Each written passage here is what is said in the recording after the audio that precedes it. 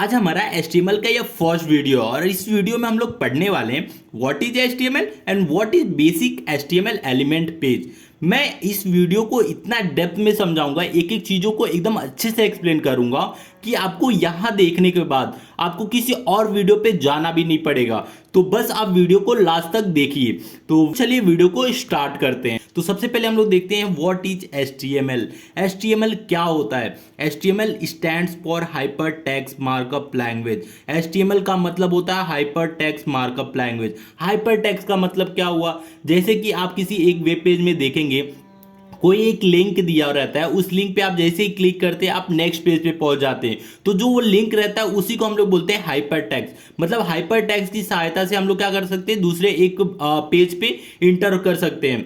Markup language, markup का मतलब क्या हुआ? डॉक्यूमेंट। जैसे कि आप माइक्रोसॉफ्ट वर्ड में क्या डॉक्यूमेंट लिखते हो, तो वैसे ही HTML भी हमारा एक डॉक्यूमेंट लिखने के लिए ही यूज होता था।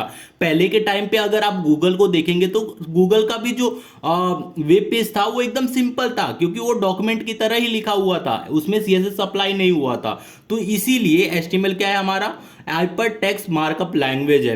It is use to create web pages. जैसे कि हमें पता ही है HTML का यूज हम लोग वेब पेज को क्रिएट करने के लिए करते हैं। अब दूसरा हमारा क्वेश्चन क्या है? What is basic HTML element page. तो क्या होता है बेसिक HTML एलिमेंट पेज? तो देखिए, जो बेसिक स्ट्रक्चर है HTML का, पहला तो हम लोग क्या लिखेंगे, अपने एंगुलर ब्रैकेट के अंदर हम लोग एक्सक्लेमेशन फिर डॉक टाइप HTML ये लिखेंगे। और इसका मतलब क्या होता है? Tells browser you are using HTML5। हमें ये चीज लिखने के बाद हम अपने ब्राउजर को बताते हैं कि हम लोग HTML का 5 वर्जन यूज कर रहे हैं। फिर उसके बाद हमारा HTML रहता है।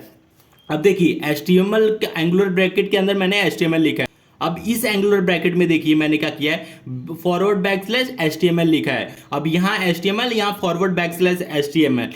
तो इससे क्या होता है कि जहां भी आप एंगुलर ब्रैकेट के अंदर HTML लिखते हो, जस्ट उसका अगर आप फॉरवर्ड में लिख दोगे तो मतलब ये आपका स्टार्टिंग टैग हुआ और ये आपका क्लोजिंग टैग हुआ। तो इस स्टार्टिंग और इस क्लोजिंग टैग के अंदर आपको जो भी लिखना है अब इसके अंदर लिख सकते हो। और ये HTML जो लिखे हमने ये टैग, इसको क्या बोलते हैं? इसको बोलते हैं root of an HTML document. मतलब ये हमारा रूट है, ये हमारा मतलब फैमिली का हेड है। अब इस फैमिली के अंदर भी इसके दो पार्ट है, एक हमारा हेड टैग है और दूसरा हमारा बॉडी टैग है। अब इस हेड टैग के अंदर क्या है? टाइटल है। अब हेड टैग के अंदर हम लोग क्या लिखते हैं? मेटा इंफॉर्मेशन लिखते हैं, जैसे कि कंटेनर फॉर मेटा डेटा। और जो ये हेड टैग है वो कंटेनर है किसके लिए? मेटा डेटा के लिए। अब ये मेटा डेटा क्या होता है? मतलब डेटा अबाउट डेटा, मतलब ऐसा डेटा जो हमारा इंफॉर्मेशन रखता है। जैसे कि आप कोई भी चीज सर्च करते हो गूगल पे, तो वहां जो आपको ला के देता है ना, मतलब आपका अगर वेबसाइट आके शो हो रहा है फर्स्ट सेकेंड थर्ड पे, तो वो सारा इंफॉर्मेशन यही लिखा होता है हमारे हेड टैग के अंदर ही। तभी जाके मतलब जितना ज्यादा इंफॉर्मेशन रहेगा